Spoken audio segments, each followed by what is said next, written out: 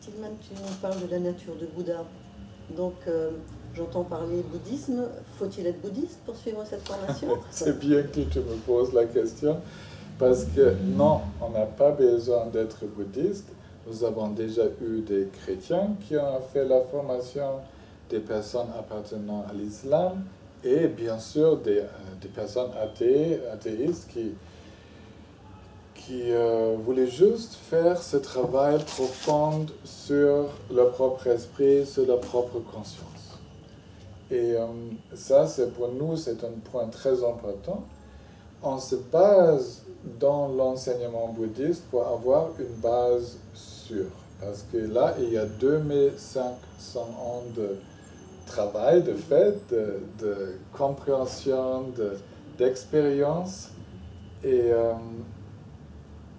pour nous, c'est important de faire partie d'une transmission de guérison et de l'éveil qui passe par les siècles, et de ne pas juste inventer un nouveau truc qui passe bien, mais qui n'était pas encore testé. Donc, se baser dans cette tradition bouddhiste, pour nous, est comme se baser dans la sagesse humaine qui est transmise à travers des siècles, ce qui nous donne une base sûre, une inspiration, mais pour pouvoir pratiquer la psychothérapie essentielle, on n'a pas du tout besoin d'être bouddhiste, il faut juste être motivé d'explorer sa propre conscience en profondeur.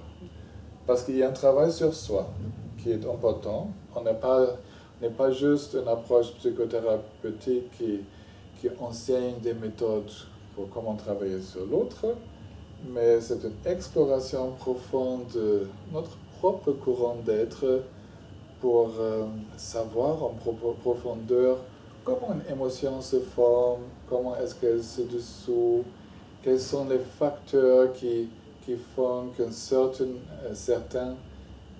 vision de la réalité s'installe, et comment on peut changer cette vision de la réalité, quels sont tous ces facteurs-là qui finalement créent de la souffrance ou du bonheur ou carrément de la liberté.